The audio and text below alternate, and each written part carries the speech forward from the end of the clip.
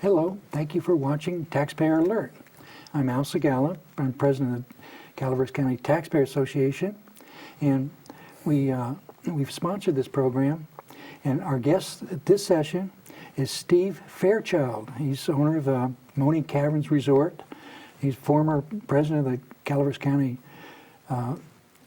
Chamber of Commerce. He's also one of the founders of the Visitors Bureau, and he's done so much in the community. He's also an expert on a number of things. We just had a last program on the subject of FEMA, and now the subject of this program is going to be our general plan update, which is coming up. There was over $1 million, well over $1 million has been spent on updating a general plan. And the concern that the Taxpayer Association has, of course, is preserving our freedom. We would like to have a freedom-friendly general plan. Steve, tell us a little bit about the general plan and how this really is going to affect our county. Oh, the county and the whole country, actually. When I first went into business about Boyden Cavern in Kings County, it's actually a use permit from the Sequoia National Forest. And then I went and asked the head of the forest, what is a use permit? And they said, well, when the government owns a piece of property and you want to do something on the property, you have to get a permit from the owner of the property, which is the government. I said, okay, use permit. When I came to Calaveras County a few years later after buying Moaning Cavern, I was going to develop California Caverns, Cave City, which had been a commercial cave back in the 1850s and 60s. And I was told I had to get a use permit, which was what I was told means the government owns it and I get to use it. And that was because they were just starting to toy with the idea of a use permit as opposed to a variance or something like that. So I had to get it rezoned and stuff like that. But right after that, I joined the Chamber of Commerce, and within a year, we ran into the idea that we were required to have, the county was required to have a general plan. And that was, I was on the committee to look the general plan over.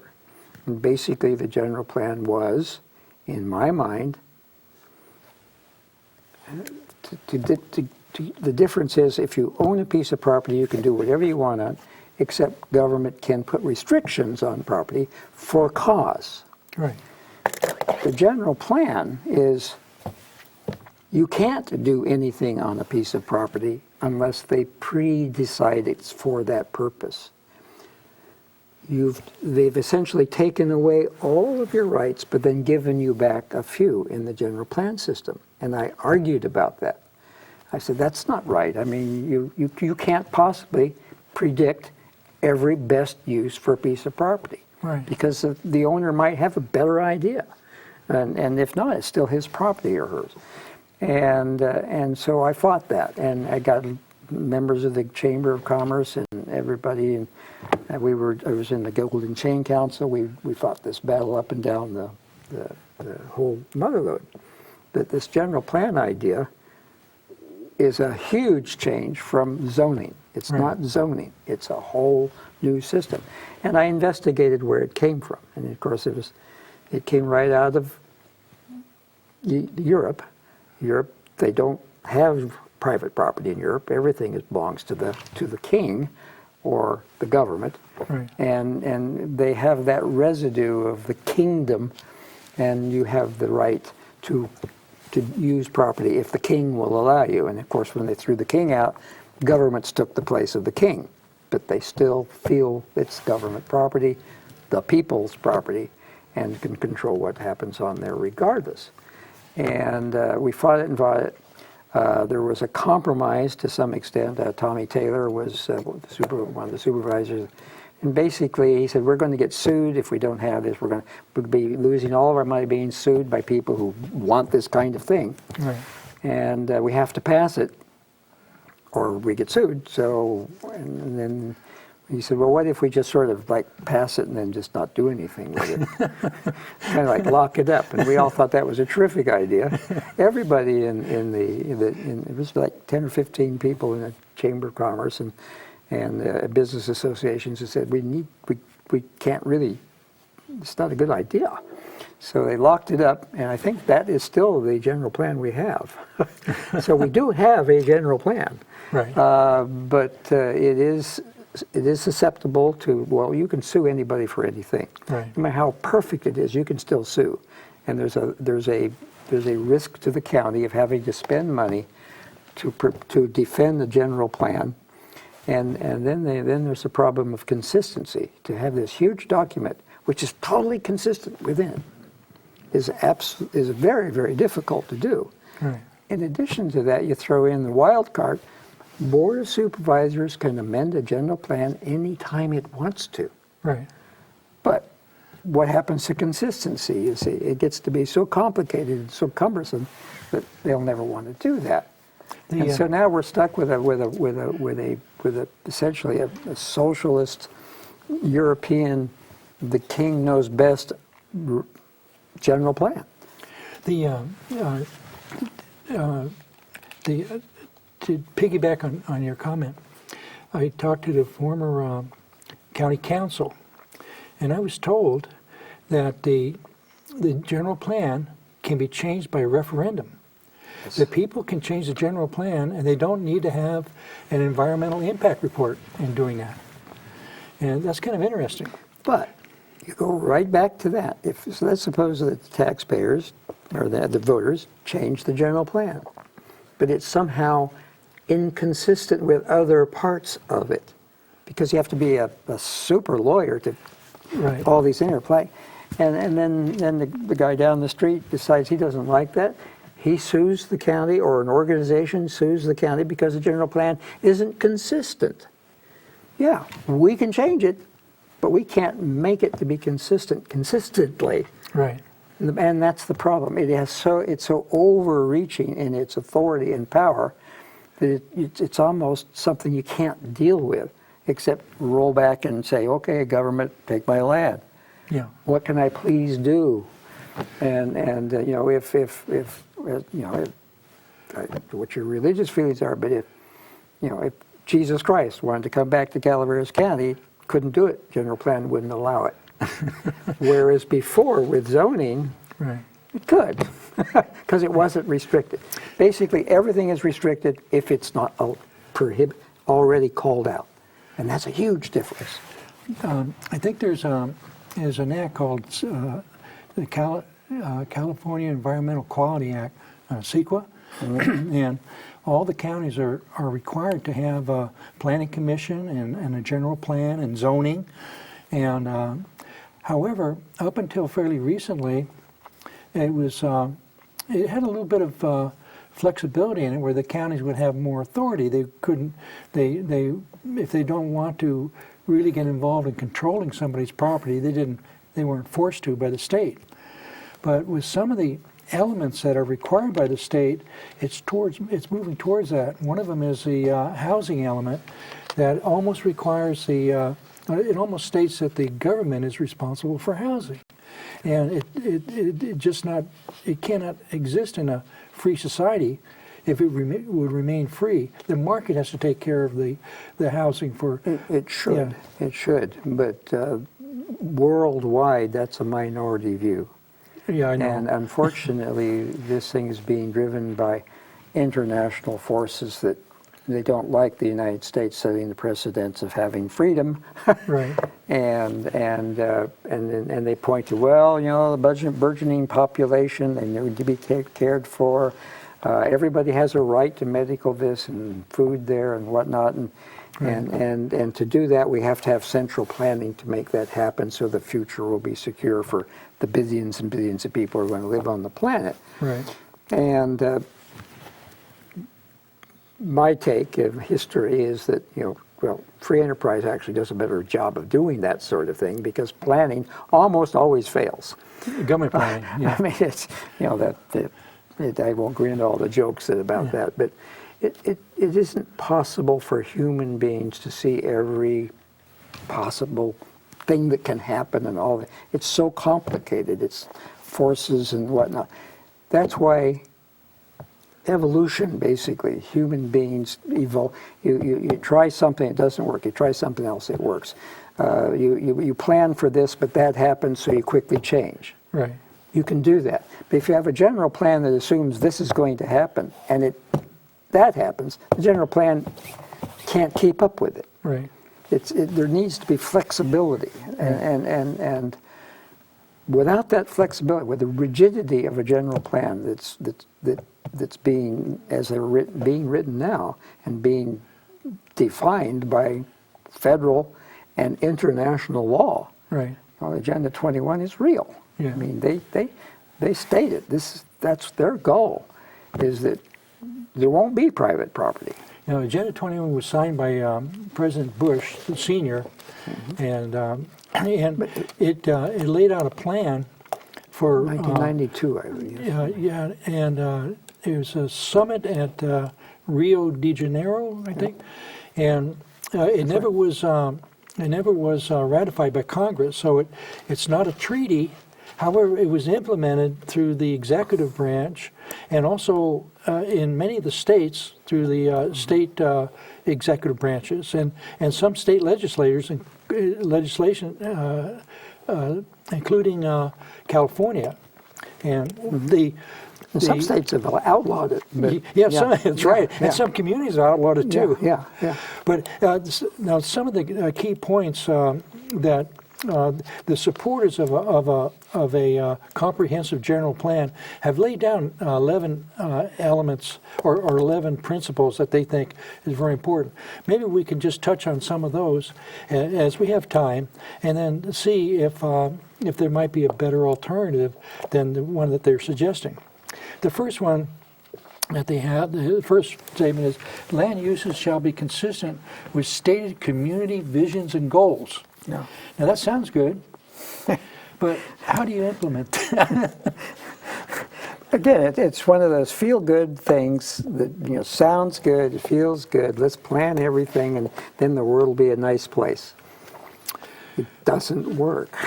So we have a transfer of control from the property owner to the group or the community through their visions and goals. Yeah. Okay, which would tend to erode property rights. I think. Where the majority can take away from the minority. Okay, here's another one. Development should not outpace the ability of local governments to provide adequate services and infrastructure, or reduce the level of services provided to existing community residents. Well, that's quite a bit there, and I guess everybody agrees that sure that they shouldn't do that. But isn't there mechanisms for that? Why should the lives of people be on hold because an incompetent government can't deal with it? That's what that says. Is this government isn't competent enough to deal with this, it shouldn't be done. Yeah. Well, we wouldn't get anything done. So then again, that kind of it harms property rights to the extent that that's enforced. And the problem with that is a self-feeding thing.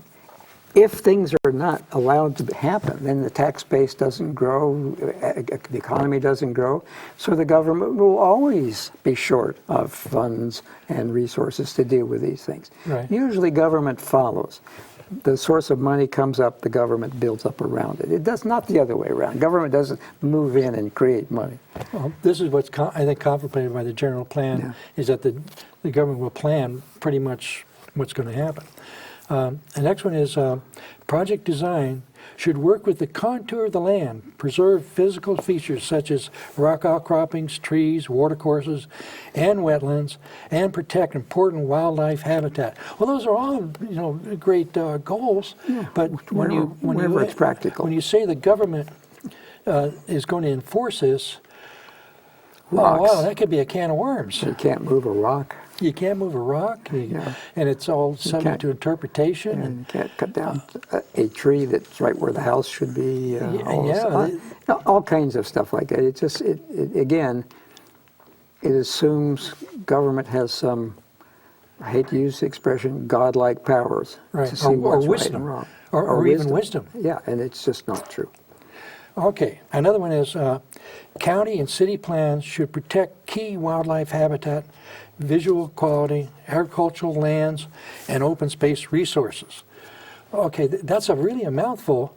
That's almost like saying an open space resource. Are they talking about private property? It's become an open space resource? If you have open space on your property and your neighbors like the view, yeah, they could use something like that to stop you from doing something that will block their view, even though they didn't pay for that view. Okay, so things like that should be done voluntary by agreements between neighbors and maybe the public. Maybe even environmental groups can kick in with a little money to help create some things.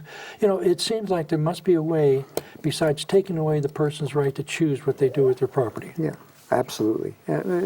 A classic example is along the coast where they have the slopes. And up here, there's a great view of the ocean, right? And so what they would do is they would subdivide this piece up here and sell these flats because they had great views, right? Right.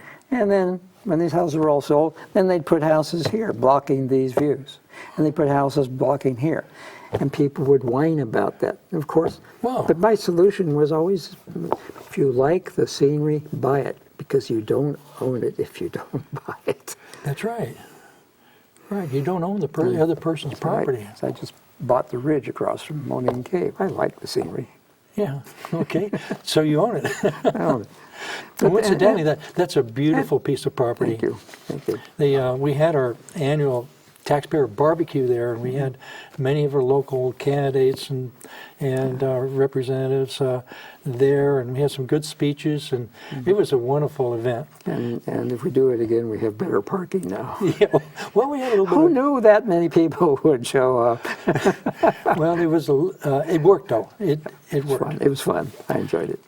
Okay. The next one is a project should be approved subject to provision of adequate utilities by the owner without significantly affecting existing usages. In the case of water, this may include agreements with water providers. Oh, I'm sorry. I was reading the response.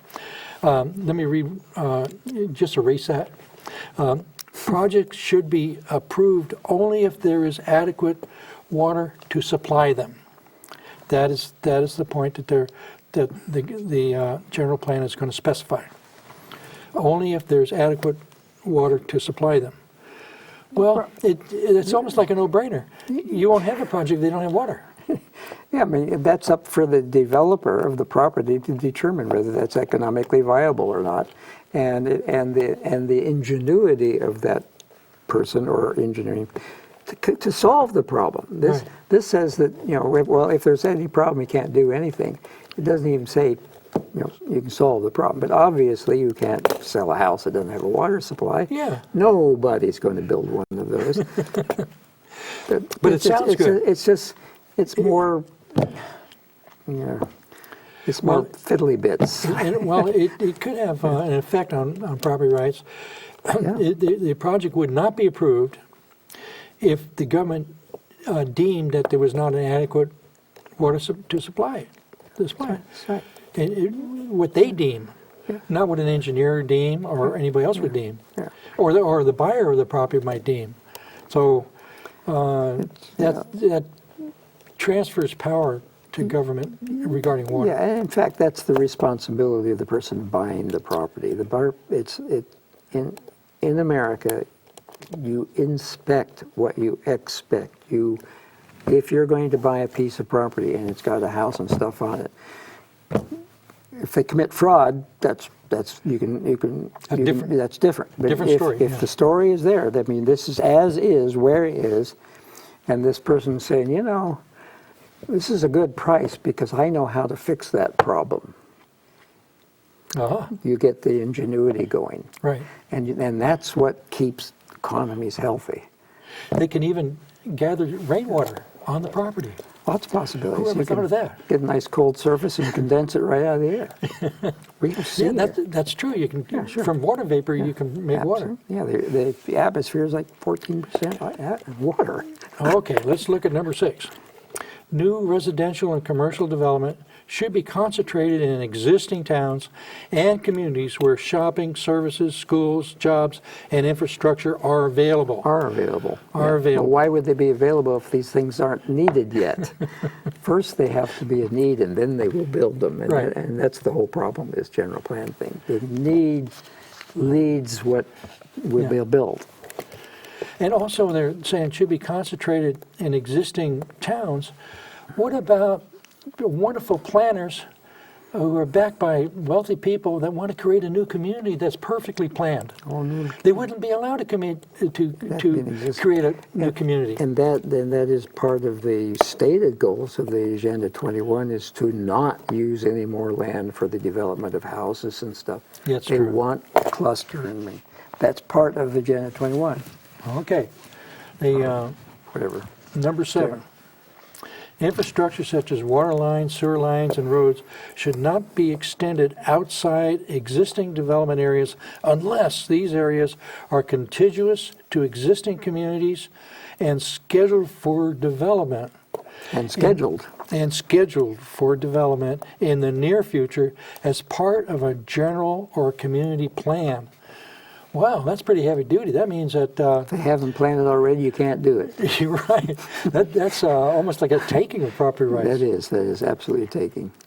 All right. And they take it without actually taking the deed. They just take all the value by restricting what you can do on the Right, property. the power to choose what you can do. And the value of the land is what you can do. Otherwise, it's dirt and rock. I thought that this can be exposed by just explaining to people the word control and planning are interrelated. If you have planning and you don't control what you're planning, planning is meaningless. If you control something and you don't plan what you're doing, you're not going to go very far. So planning and control are not synonymous, but they're interrelated. Planning and control. So we see planning, the word planning being used throughout the general plan. We don't see the word control being used. If you would substitute the word control for planning, your meaning wouldn't change. That's right. However, it would become apparent the nature of what's happening. Psychologically, that would They would- be a wake-up call. That'd be a wake-up call. Yeah. Especially if they believe in a free society. Yeah. Okay, here's another one. Communities should have clear boundaries with separation between them provided by working landscapes, green belts, or parks. Well, that would be nice. But somebody owns that land. Who's going to pay for it? Who's going to buy it? Are they going to buy the land to do that? Maybe in a park. Basically, it's a taking. Look, you can develop this land if you give the public this land. Right, I'm sorry, that's a taking. it is. Especially if you don't pay them. Yeah, that's a taking. And Okay. the whole thing is like, All right, the next one is a range of housing types should be available for people of all income levels.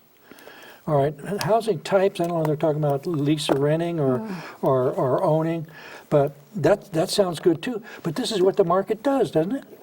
yeah, that's natural. I mean, that's if there's a need, somebody will fill that need. Right. If there is no need, you don't want to create a magnet Right. to bring people who have that need to your area, for instance. Right. And I think that's part of it. They want people to they do want that.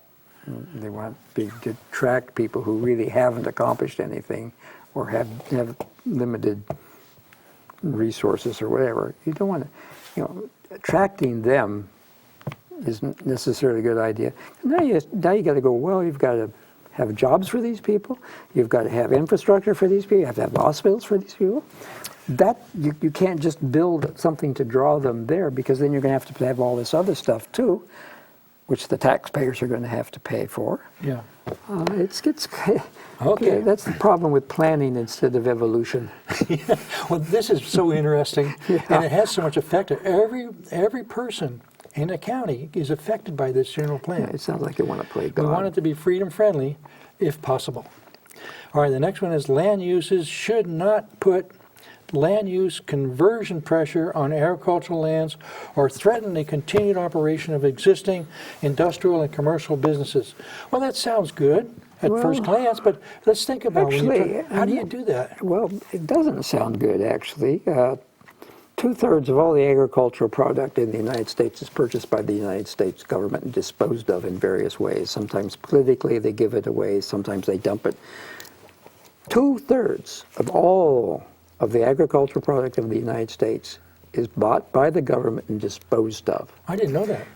Yeah, that's from the Department of Agriculture. That's what they claim. That's their numbers. Is that true in San Joaquin Valley That's as well? true in the United States. Overall. Okay.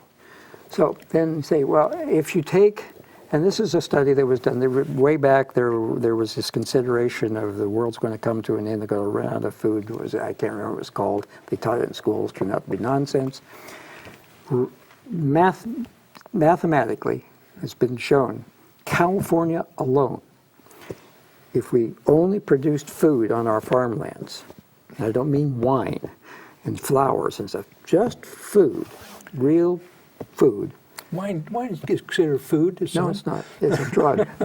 It's a good drug, but it's a drug. Yeah, but if you just had nutritious food being grown, California could supply the food for the entire world, all by itself. Wow. I didn't realize that. You go around, look at all the wineries. They could be growing real food, and they're everywhere. Yeah. Why? Because it's more economical for them to do that, because there's no demand for food. There's a demand for transportation of food from one place to another, and that's politics. Right. That's the politics of starvation. There's no shortage of food on the planet. We could probably sustain 10 times the population easily. So that nonsense about encroaching on agricultural land is totally nonsense. It has to be market directed, because of the supply, the needs of the people. Supply, demand, and frankly, if we get into a starvation situation, we can knock down a subdivision, buy it, knock it down, and plant food. I mean, the soil is still there. Right. In fact, backyards and front yards make great farms. Well, I have 4 chickens. So there you go. Yeah. Now, the last one is environmental mitigation measures should adequately address local and community-wide impacts in accordance with the California Environmental Quality Act. That's a mouthful, and it would seem like if the parts of it are reasonable, it would be okay. If it's unreasonable and hurts people, we should try to contact our state representatives and try to get it changed and amended or whatever. And these things are written by people with the best of intentions. Right. They really are. They're not out to screw landowners and whatnot. But they are short-sighted. They misunderstand how the world actually works and what's real and what isn't. Yeah, fine. Everybody wants to live in Disneyland, but not everybody can live in Disneyland. The people that wrote this are wonderful people. They're well-meaning people. Yeah, they're likable. Yeah. Now we come to the end of our program, and we thank you for watching. Remember now, you can go online at Calaveras Taxpayer, calaverataxpayer.org, and see us there. See you next time, and thank you.